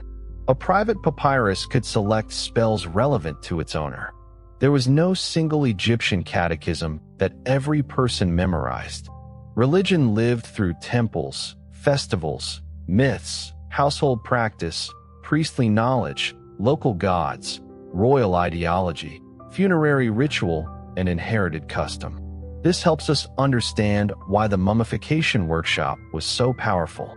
It sat where many worlds met. Religion met craft. Family grief met professional labor. Chemistry met myth. Money met eternity. The body met image. The dead met the living. And the process took long enough that grief had time to change shape. 70 days is not a moment. Imagine losing someone today and waiting more than 2 months before the final burial. In that time, the first shock passes. The household learns new routines. Legal questions emerge. Debts are reviewed. Clothing is sorted. Children ask where the dead person is. Relatives travel. Craftsmen finish objects. The body is absent but not yet buried. The dead person occupies an in-between state not only religiously but socially. Everyone knows the funeral is coming. Every day moves toward it. This delay may have made Egyptian mourning different from cultures where burial happens almost immediately. The family had time to prepare emotionally and materially, but it also had time to worry. Was the body being treated correctly? Was the tomb ready? Were the right amulets purchased? Could the family afford the papyrus they wanted? Would a priest be available? Had a name been copied correctly? Would a robber someday undo all of it? Egyptians were no more capable of controlling eternity than anyone else. Their response was to prepare as if control were possible. That is one of the deepest human qualities in the entire tradition. We know we cannot command death, so we make arrangements. We write wills. We choose burial places. We save photographs. We speak names. We build monuments. We visit graves. We tell stories. Egyptian mummification is an extreme and magnificent version of a universal impulse. Do not let this person disappear.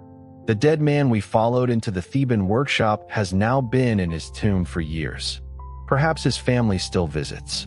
Perhaps his children continue the offering cult. Perhaps the name remains clear on the wall. Then decades pass. A century, 2 centuries. The city changes. New rulers build. Old tombs are crowded by new ones. A descendant who once knew the family history dies. A priestly endowment fails. A door is opened, maybe by relatives, maybe by later burials, maybe by thieves. We do not know. If our dead man is fortunate, his mummy remains wrapped. If he is less fortunate, valuables are stripped. If his coffin is useful, someone may reuse it. Names can be painted over. A burial can become layered with other burials. This happened repeatedly. The neat tomb imagined on funeral day becomes an archaeological puzzle. The dead who expected privacy become mixed. This is why modern Egyptology often works with fragments rather than perfect stories. a coffin in one collection, a papyrus in another, a mummy separated from both, an object sold before its excavation context was recorded, a name known, body lost, a body known, name lost, a tomb known, contents dispersed. Every piece of missing context is a piece of lost history. The great discoveries of Egypt, therefore, have two faces. They reveal, and they disturb. Howard Carter's work at Tutankhamun's tomb was far more systematic than the uncontrolled antiquities digging of earlier generations. Yet even their decisions were made under methods of the time. The Deir el-Bahari cache was cleared quickly because officials feared looting, sacrificing some archaeological context to save the bodies. Many mummies entered museums during periods when colonial power shaped who controlled excavation, export, and interpretation. Modern Egyptology has had to confront that history as well. The mummies survived ancient empire and modern empire alike. They have been used to tell many different stories. Victorian audiences saw mystery. Early racial theorists tried to make bodies serve pseudoscientific arguments about ancestry. Nationalist Egyptians saw ancestors and royal heritage. Doctors saw disease. Archaeologists saw technique. Tourists saw fascination. Museums saw responsibility. The same mummy can become evidence for multiple worlds. But beneath all interpretation lies one unchangeable fact. It is a human body. That fact becomes clearest when the wrapping is incomplete and a hand appears. A hand is harder to romanticize than a golden mask. Fingers, nails, knuckles, skin. The ordinary architecture of a person.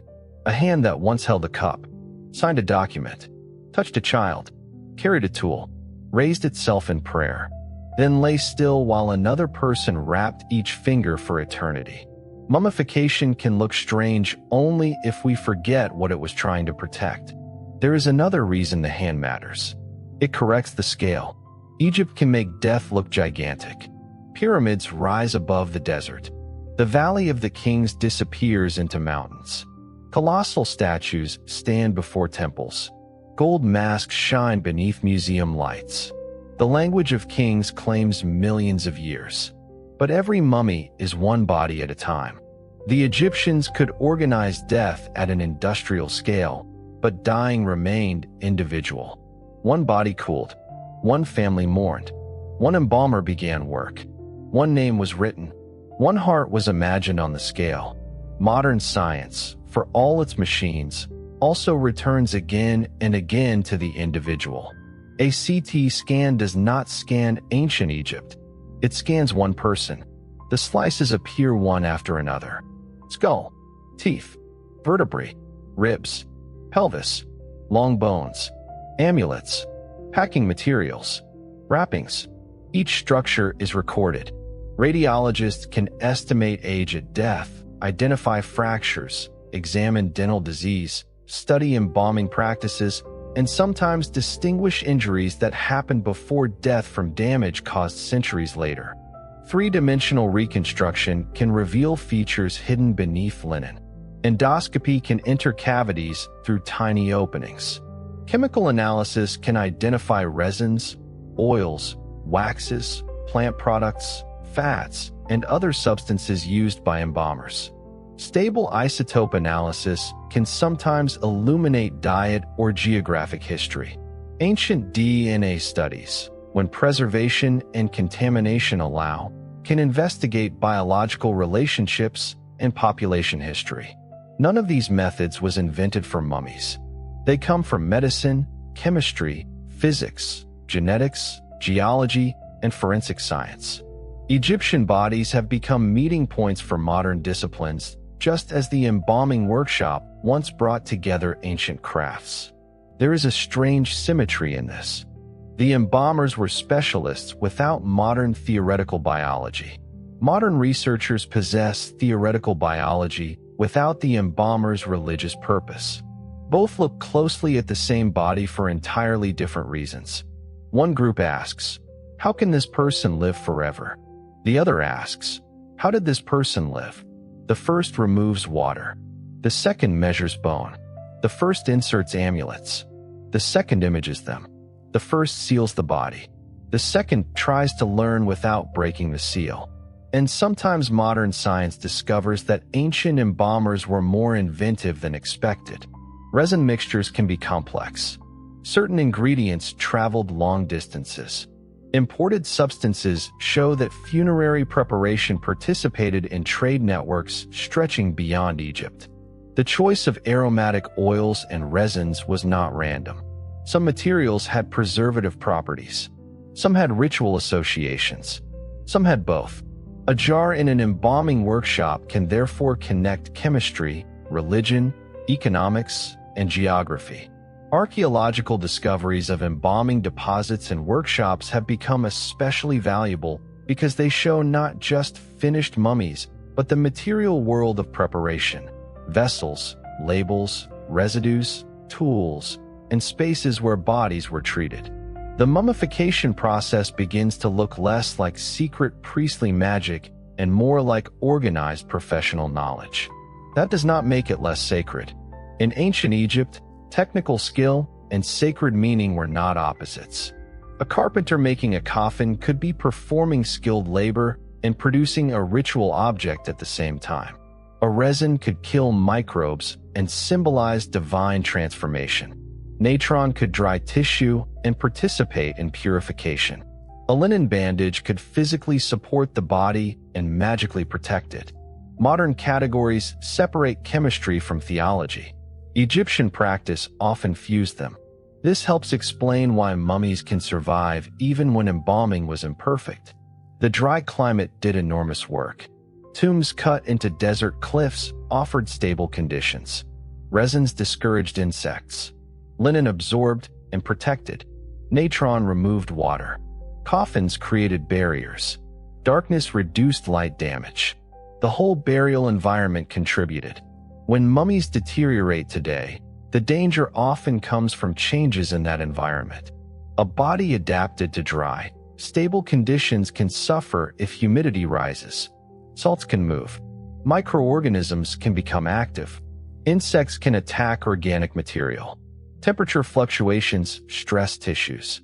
Light can damage surfaces. Transportation creates vibration. Handling causes fractures. Museums therefore face a paradox. To display a mummy is to expose the body to the world. To preserve it is to control that exposure. Modern cases regulate microclimate. Sensors track environmental conditions. Mounts support fragile remains. Conservation laboratories examine wrappings without unnecessary intervention. Imaging reduces the need to unwrap. The museum becomes another tomb of a very different kind. Not sacred in the ancient sense. Not sealed forever, but controlled, darkened, quiet, named. This is especially striking in the Royal Mummies Hall in Cairo. A visitor descends into a space intentionally separated from the bright galleries above. The presentation is restrained. The kings and queens are not piled together as curiosities. Each identity matters. The atmosphere asks for a slower encounter. This matters because the mummies spent much of the modern era being seen as spectacles. The Pharaoh's Golden Parade of 2021 also reframed them. 22 royal mummies were moved from the Old Egyptian Museum in Tahrir Square to the National Museum of Egyptian Civilization. The vehicles carried royal names in Arabic, English, and hieroglyphic form. The route through Cairo became ceremonial space. Music accompanied the procession. The event was modern state pageantry, not an ancient funeral, but the symbolism was unmistakable. Egypt was moving its ancient rulers with public dignity. The image is almost too perfect. The pharaohs had already been moved before. Their first tombs failed. Ancient priests carried them into caches. 19th century officials carried them out. Museums moved them into storage and display. Then modern Egypt moved them again. For people who built eternity around a permanent resting place, the royal dead have traveled remarkably often. Ramesses II may have traveled more after death than many ordinary Egyptians did while alive. And yet every move was justified by the same basic argument: protection. The priests moved him to protect him from robbers. The Antiquities Service moved him to protect him from the market and looting. Museums moved him to protect him through conservation. The language changed. The purpose did not completely change. Preserve the body. Preserve the name. That continuity can tempt us to say the Egyptians succeeded exactly as they intended. We should resist. The ancient goal was not to become famous museum exhibits. A royal mummy in a climate-controlled case is not the same thing as a king sustained by offerings within a ritually active tomb. The priests did not imagine tourists. The embalmers did not imagine CT scans. Tutankhamun did not commission his mask for schoolchildren to recognize 3,000 years later. Modern remembrance is not ancient afterlife, but it does satisfy one part of the old fear with astonishing power: the fear of disappearance. The names are spoken. The bodies remain. The faces are seen. The stories are told. Ramesses, Hatshepsut, Seti, Sekenenra, Tutankhamun. The sound of the names crosses a distance the original writers wanted those names to cross. This is especially moving because many Egyptians did disappear from record. The overwhelming majority left no famous tomb. Their wooden coffins decayed. Their graves were disturbed. Their papyri vanished. Their names were never carved in stone. A civilization that tried harder than almost any other to preserve identity still lost most identities. Eternity was never equally distributed. That truth should remain beside the gold. For every king whose mummy is named in a museum, there were thousands of workers whose bodies were buried without elaborate preservation. For every book of the dead written in exquisite script, there were families who could not afford one. For every shabdi made of blue faience, there were people who performed hard agricultural labor in life and could not purchase hundreds of magical workers for death. For every deep royal tomb, there were shallow graves. Egyptian funerary belief united society in broad hopes, but displayed inequality in material form. The poor wanted continuation too. They simply had fewer defenses. This makes the story of naturally preserved bodies from early desert graves important again. Before kings built pyramids, the desert itself could mummify an ordinary person. No gold, no nested coffin, no professional workshop, just dry sand and time. The oldest Egyptian mummies therefore remind us that the tradition did not begin as royal luxury. It began with bodies meeting landscape. Later civilizations surrounded that natural phenomenon with theology, technology, art, labor, and state power. The mummy became one of Egypt's greatest cultural creations. But beneath every creation remained the same vulnerable thing: a dead body in a dry land. The family of our imagined Theban man would understand that vulnerability immediately. They did not know microorganisms. They knew decay. They did not know the chemical formula of natron. They knew it dried flesh. They did not know neural anatomy. They knew the heart felt central to emotion and life. They did not think in our categories. They were not foolish. Their system was an intelligent response built from observation, inherited belief, social structure, and the technologies available to them. This is easy to forget when mummy stories become horror. A bandaged figure rises. A curse awakens. A tomb opens. Movies turn Egyptian preservation into something frightening precisely because the mummy refuses to behave like an ordinary corpse. It remains. That persistence unsettles us. Modern Western death culture often hides the body quickly. Ancient Egyptian death culture worked on it for weeks. Modern funerals frequently emphasize memory separated from remains. Egyptian funerary practice made the remains central. The mummy forces a confrontation with the fact that a historical person was physical. The face of Seti I is not a sculptor's interpretation.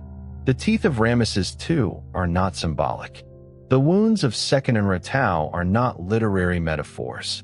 They are matter carried forward. That is why the Hall of Two Truths still works as a powerful image even for people who do not believe in Osiris. A heart on a scale is simple enough to cross cultures. A life has weight. Actions accumulate.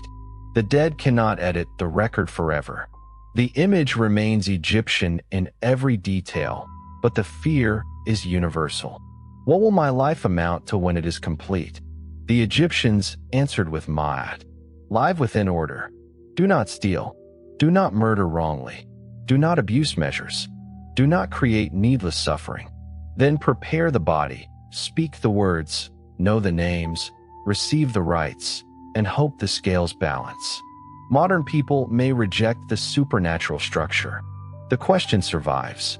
And perhaps this is why mummies are more than curiosities. They are bodies prepared by people who took the consequences of death seriously enough to reorganize entire industries around it. They do not tell us that Egyptians were obsessed with death. They tell us they were obsessed with continued life. The tomb walls are full of food because food is good, full of family because family matters, full of music because music matters, full of gardens, birds, boats, wine, fields, games, jewelry, and companionship because the afterlife was worth having only if life's pleasures could survive there. The mummy is therefore not a monument to death.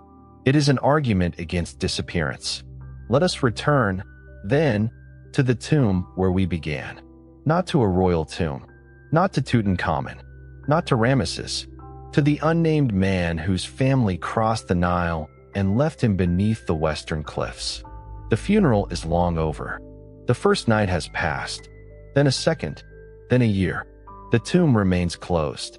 If the family returns, they do not see the mummy. They see the chapel. They see the painted image. They see the name. They bring food. They pour water. They burn incense. They speak. For them, the dead man is not absent in the way a modern secular visitor might understand absence. He has changed location and mode of existence. He can receive. He can move as a BA. He can become an Ak. He can participate in the cycles of gods. He can appear in dreams. He can help the living. He can also become dangerous if neglected or wronged.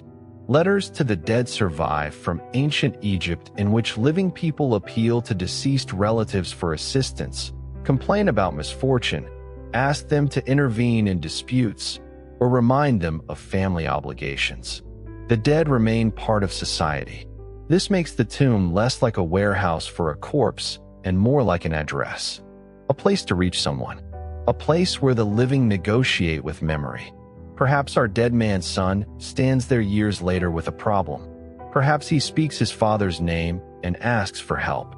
Perhaps the father, in the imagination of the family, remains capable of hearing. We cannot recover the private moment, but we can recover the structure that made such a moment possible. Then the son dies. Another generation takes responsibility. The tomb ages. Pigments fade. Plaster cracks. Wind carries sand. Insects enter wooden objects. A door seal is damaged. The name is still there, but fewer people know the voice that once belonged to it. This slow erosion may be more frightening than a dramatic robbery. The Egyptians feared violent destruction, but time can erase without violence. A family line ends. A priesthood loses property. A settlement moves. A language changes. A name remains carved in a wall no one can read. For nearly all human beings, oblivion arrives not as one event, but as a series of small failures of transmission. One person forgets, then another. The final speaker of a story dies. The object remains without context. Then the object breaks. Egyptian funerary practice tried to slow this sequence at every point. Stone instead of memory. Writing instead of speech alone. Image instead of body alone.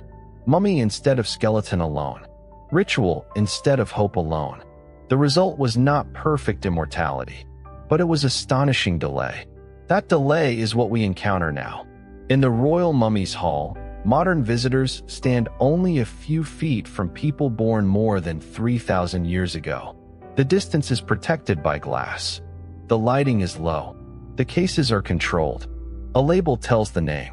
A face makes the label difficult to treat as abstract history. This is Seti I, not a statue of Seti I. This is Ramesses II, not a painting imagining him. The mind struggles with the difference. 3,000 years is large when expressed as a number.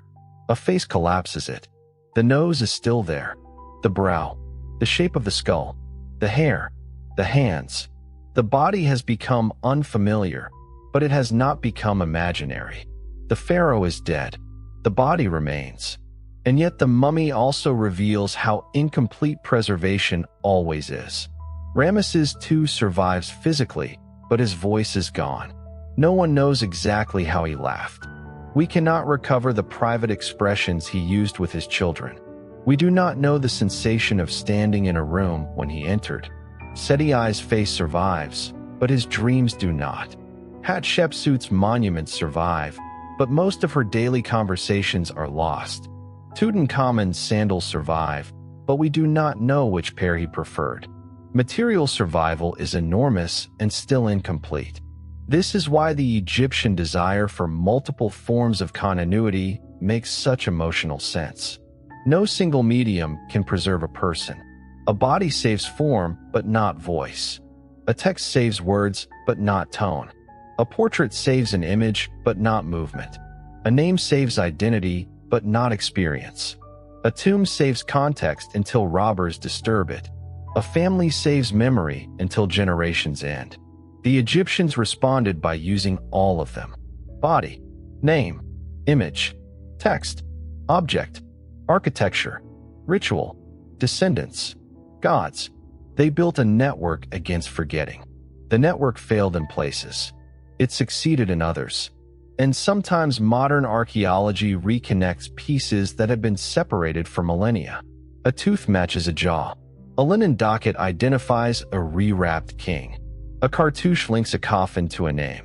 A CT scan reveals an amulet hidden beneath layers no one wishes to cut open. A chemical analysis identifies resin from a distant region. A papyrus explains a scene on a wall. An inscription names a mother. A burial shaft reveals who was placed beside whom. History returns not in one revelation, but through countless joins. This process resembles mummification itself. Separate pieces are brought into meaningful relation. The ancient embalmers feared bodily dismemberment.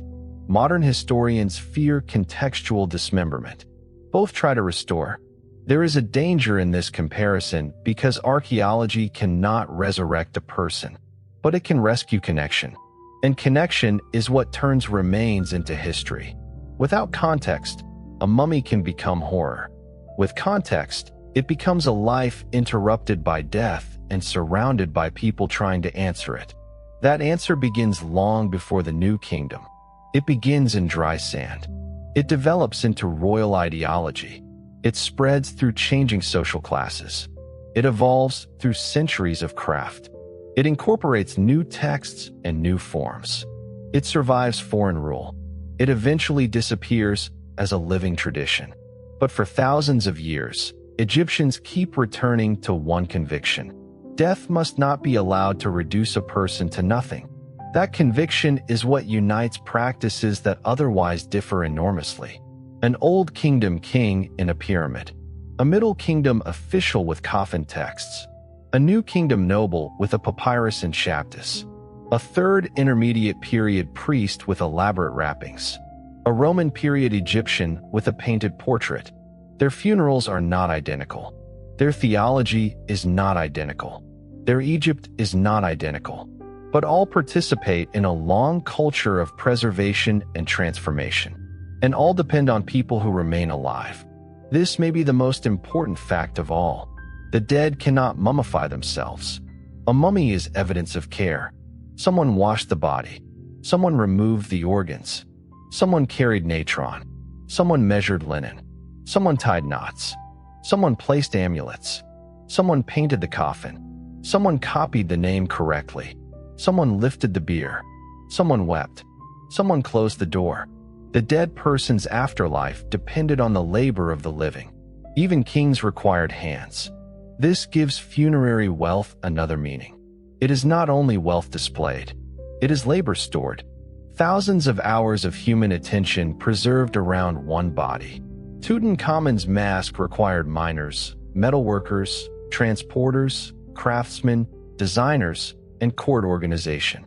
A painted tomb required quarrymen, draftsmen, pigment preparation, lighting, food supply, supervision, and scribes. A Book of the Dead required papyrus production and literate specialists. Mummification required expertise accumulated across generations. The final burial is therefore the visible end of an enormous chain of work. This is one reason a robbed tomb was such a disaster. Thieves did not only steal gold, they undid labor. They broke a carefully constructed relationship between body, object, text, and place. The ancient priests who moved the royal mummies understood this. They could not restore the original tombs. They could not replace every stolen object. They could not recreate the funerals. They did what remained possible. They saved the bodies. Imagine them working at night or under guarded conditions. A royal mummy is unwrapped enough to inspect damage. A new linen bandage is applied. A docket identifies the king. A damaged coffin is replaced or adapted. The body of a ruler once surrounded by treasure is placed beside other rescued dead. There is sadness in the practicality. Eternity has become triage. Save what can still be saved, then hide it. The priests choose darkness over splendor. That choice works. Centuries pass. Nothing happens. No procession. No offering. No festival. No priest speaks the names there. From the perspective of the original funerary system, this silence might look like failure. From the perspective of physical preservation, it is success. The mummies endure precisely because almost everyone forgets where they are. Then comes discovery. And with discovery, danger returns. The antiquities market.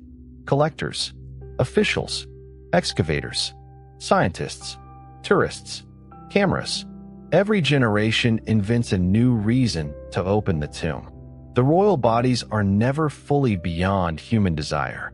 The ancient desire was to preserve them. The modern desire is to know them. Sometimes those desires cooperate. Sometimes they conflict. The history of Egyptology can be read through that tension. Early excavators often prized inscriptions and art over human remains. Collectors cut scenes from tomb walls. Mummies were shipped abroad. Context was lost. Later archaeologists developed more careful recording. Conservators learned to stabilize rather than restore aggressively. Medical imaging allowed internal examination with less physical intervention. Ethical debates increasingly asked whether the dead should be treated as specimens at all. The field changed because the dead forced it to change. You cannot stand repeatedly before a human face and pretend forever that it is only an object. And perhaps this is the most appropriate place to correct one final modern fantasy. The Egyptians were not trying to become immortal in our memory. They were trying to become immortal in theirs. They wanted continued existence within a cosmos ordered by Ma'at.